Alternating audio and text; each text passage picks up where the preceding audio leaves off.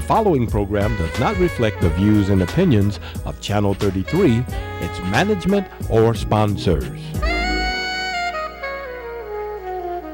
This is Hodo, reminding you to catch the Hodo Show and the other viewpoint at our new time, Sunday from 10 to midnight, for the very best in radio music and some of the most in-depth topics around, right here on your community radio station, 88.1 WHPR. I'm Hodo. Who are you? You're listening to. You're listening to. You're listening to. You're listening to The Hodo Show on 88.1 FM. This is an opportunity, and given the kind of education programming services that we believe the children ought to have, they can somehow acquire the knowledge, skills, and competence that they need to become what we call peer competitors on the economic world stage, and also manage to acquire those skills needed to turn the teeny sparks of possibilities within them into open flames of achievement. I'm sure that those of you who are native reporters who've been here to your home, you have seen emergency managers come and go. You have seen superintendents come and go. You've seen initiatives come and go. And based on what you read in the paper, what you hear on the radio, or what you see on the evening news, those media venues will give you the impression that Detroit is probably the worst place in the country. There was the interlocal agreement that established the Education Achievement Authority that has been signed into agreement by the Regents of Eastern Michigan University and Detroit Public Schools. That agreement gave birth to the EAA. And rather than take that agreement and forge ahead with laying the foundation on which we would build the Education Achievement Authority, I thought that it was important to at least go around the state and hear the opinions, suggestions, and ideas from various stakeholders, not only in the city of Detroit, but across the entire state. And we did that. The last two venues that we held was one with the members of the clergy, and the last venue was held with approximately 100 students across the state of Michigan. We thought that it was very, very important to get students' ideas, their suggestions, and opinions as to what they thought or felt that we could do to improve the quality of public education, not only in Detroit, in Michigan, but certainly on a national perspective. Consistently were recognized for significant increases in marginal student academic achievement. And of those 38 schools, 17 of them were in my school. The other place where we've had considerable amount of success in a very short time was student-centered education, primarily at the elementary level, was in Kansas City. When I went into Kansas City as the superintendent of schools, the same thing, same problem. Students not being taught their individual, not taught based on an individualized education plan. Teachers not meeting the individualized needs of teachers and teaching everyone same place, same time. And so we implemented it there, and also as a result of that implementation, realized a considerable amount of results in one or two of the schools where we implemented it there. EAA to contribute to the retirement of debt service for DPS. Right, okay. Well, first of all, in terms of the linkage, there is no linkage between the two systems. EAA is a totally different system of schools that was created as a result of the interlocal agreement between the Regents of Eastern Michigan and Detroit Public Schools. However, because we are acquiring 15 of the schools, the EAA interlocal agreement says that these schools can never become, property of the EAA. We can only use those schools for an educational purpose. So they won't become a part of any capital asset that's going to belong to the EAA. With regard to debt service that the Detroit Public Schools currently have, we're going to have to pay rent, I guess, for each of the schools that we use, and then those payments will then go for the EAA. However, there will be some cost, some sharing of the debt service on the part of EAA, contributing back to the retirement of those debts for the Detroit Public Schools. Are you worried about that increasing? Yes. No, I'm not worried about student rebellion or even that contributing to an increased dropout rate. When we look at our data, the dropout rate is already extremely high. Our primary concern is making sure that we're giving you and your counterparts what you need to turn student performance around. And there's no way that we can catch you back up in the same amount of time that we're currently requiring students to go to school, because students are so far behind in terms of the test scores that we just showed you on the screen. 0% of students for the last 3 years failing to score at proficient levels in the area of mathematics, and then maybe 9% in the area of some arts. So we're going to have to give you additional time to do that, but not only give you additional time, give you a number of ways in which you can demonstrate that you can actually master those skills. Mary? Is this system, though, going to be implemented for the current 9th and 10th graders, so that may affect their time of graduation? And also, second part of that question, what is your plan for academic system, because it is so different than what we're using currently? I didn't hear the second part of the question.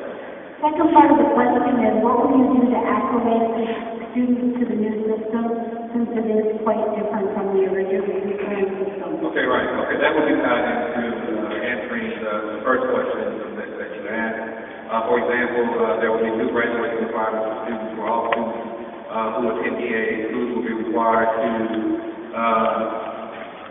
earn 4 years of math, science, English, and social studies. But that's not necessarily for those students currently in school that will be for rising age rates. In terms of acclimation, we're going to have to provide students starting in the 8th grade, 9th grade, and upwards with an ongoing program of orientation to get them acclimated to the new system. The same thing we will do for teachers, which is to provide them with a wealth of professional development activities on an ongoing basis rather than a one-shot in the arm, 2-day approach, 1-day approach to being acclimated into how we're going to be doing things in the EAA.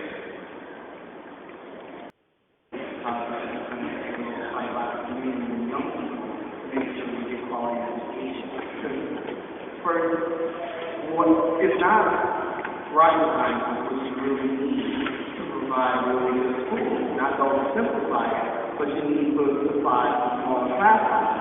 And so, if this plan is to improve education, can you right now guarantee, 1, a reduction of class size, 2, an increase in funding for every school? Because every school needs that, no matter what their individual plan, educational plan is.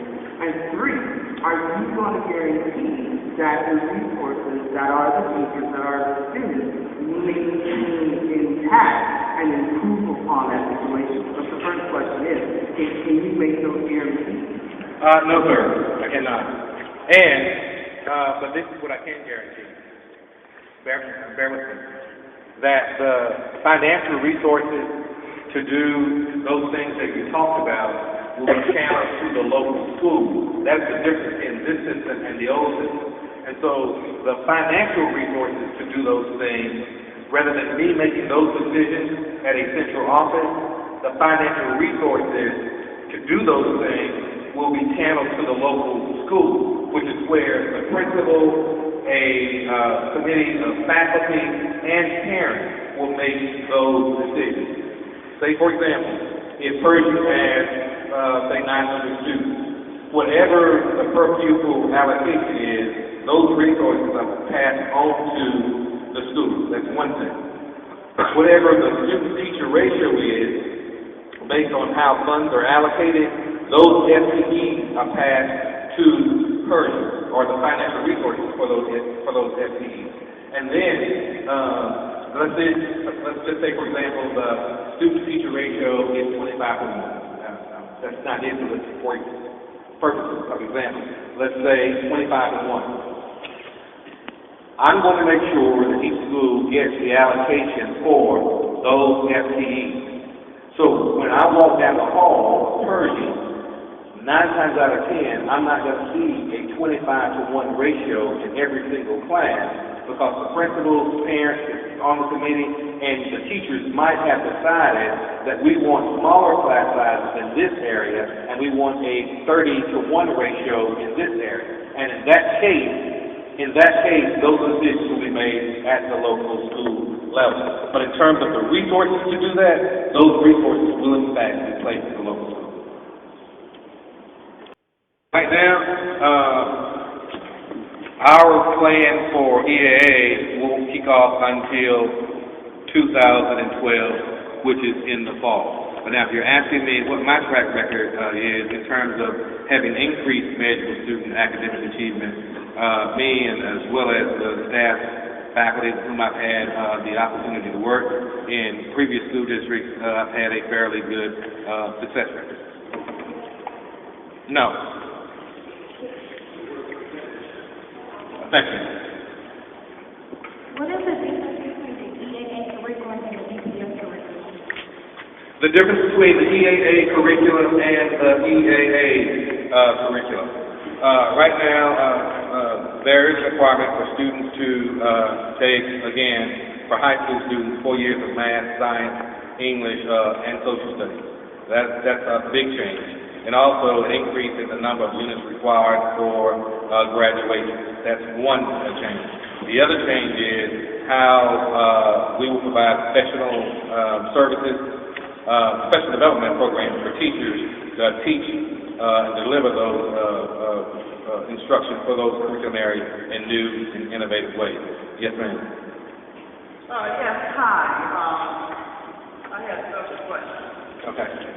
In Kansas City School District, you left suddenly and they lost your accreditation. That's true. What makes you think that you are qualified to come here and start up a movement?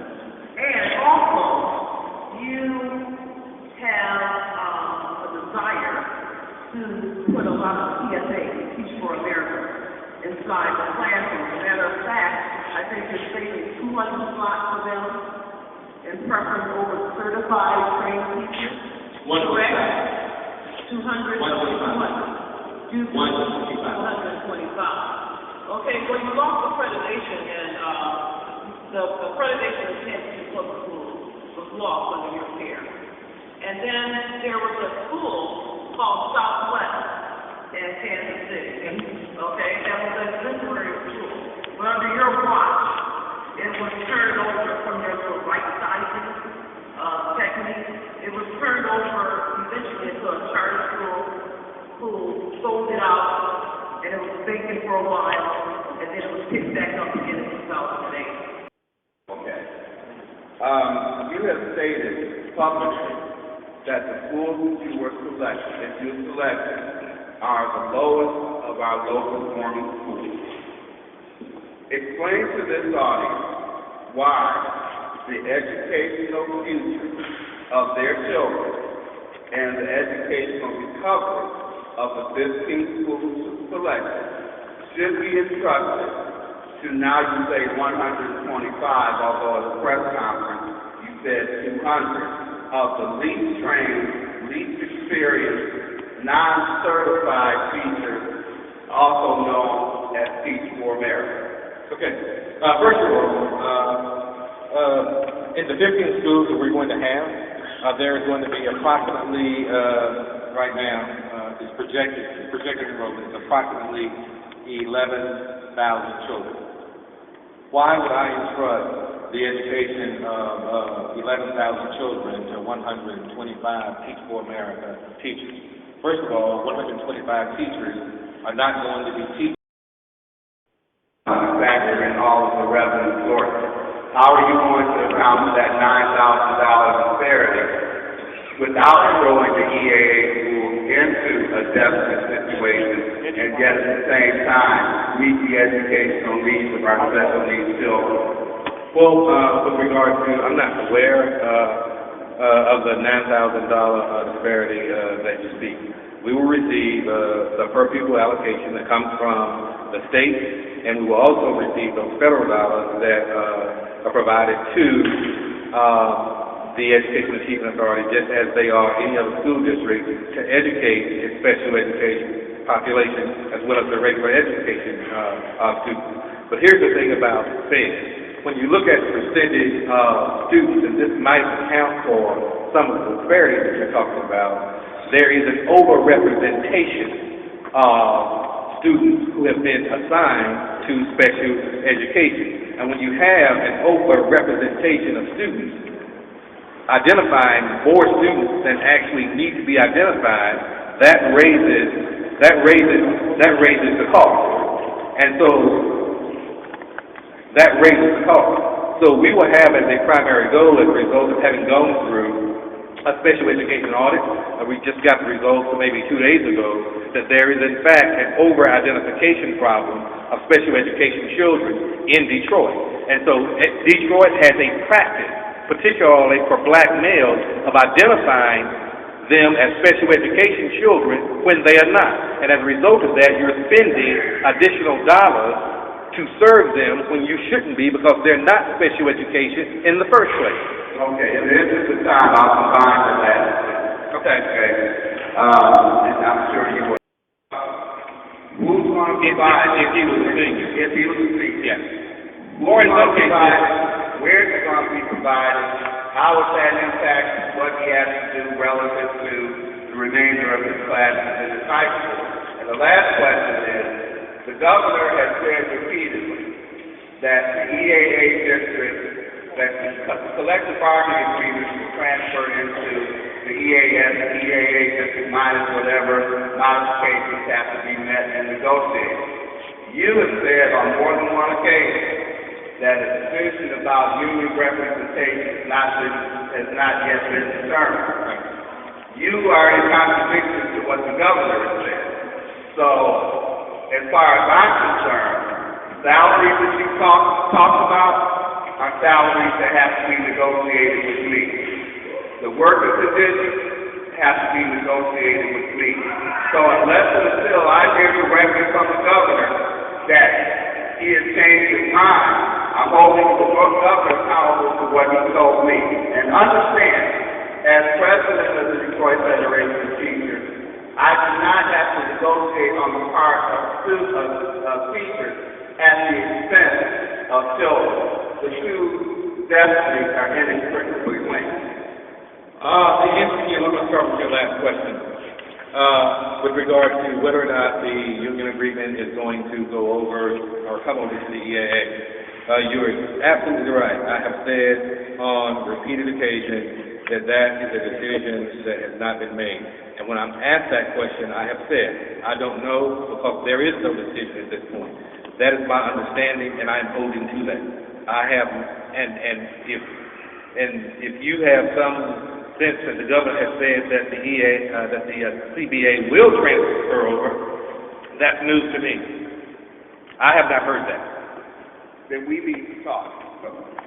You know where my office is. No, actually, I don't. Yes, you do. No, you don't. And have your business card at the time. I don't even have I'm not going to debate it with you. You know where my office is. When I first came down, or first got to Detroit, I came to your office, we sat down, and we had a civil conversation. And not only that, a lot of the things that we are proposing in EAA, you pull out of a little book and show it to me. My name is Hodo, and I'm here to ask you a couple questions. Right. Now, according to the booklet that you guys passed out when we first came in, it says that none of the children are going to be forced to go to these schools. Now, if this is the only school in your neighborhood, and usually people buy homes so that they're close to the schools so that their children don't have to go a long way away, if their school is transformed into somewhere that they don't necessarily want to go and they don't have anything else closer to go, they will be forced to go to these schools. I want you to answer that one first. Okay. The answer to that question is any student who is currently enrolled in the EAA school, if their parent chooses not to enroll them in the EAA, that is certainly their choice. But they're not already enrolled in EAA schools, so you don't have any yet. They are not required to attend an EAA school. In other words, they can go somewhere else. The choice that parents currently enjoy, they'll continue to enjoy that choice. Also, you talk about the test scores, and the test scores are based on how a couple years back when John Engler was in office and they did away with the special ed school. And now you have intermingled, not necessarily you, but it has been that they've intermingled the special ed students into the regular population, and they're taking the same test as the regular population, and all of these scores are being intermingled, which brought down the totality of the scores across the board. So how will you be able to determine what's been the challenge in the first place if you don't know how many are in particular schools that are bringing these scores down? Right. If students are special education, they're not required to take the regular meet as regular education children. They take an alternative assessment. Okay. So it's not the exact same thing. Some do. Well, some do and some do and some don't, but they take the exam with modifications. You're right. Well, as you just didn't know the answer there, when they had to tell you, it's not guaranteed that that's necessarily true. Now, also, I want to know that since last year, President Obama came out with the nanotechnology initiative, which was supposed to be spread out through all of the educational departments across the United States. Is this any part of these EAA schools? The Obama nanotechnology initiative. Have you even heard of that? Yes. In some cases, we intend to incorporate some of those things. In other cases where the federal government is providing grants for initiatives, whether it's for technology, whether it's for additional STIG dollars, we intend to take advantage of those things as well. Okay.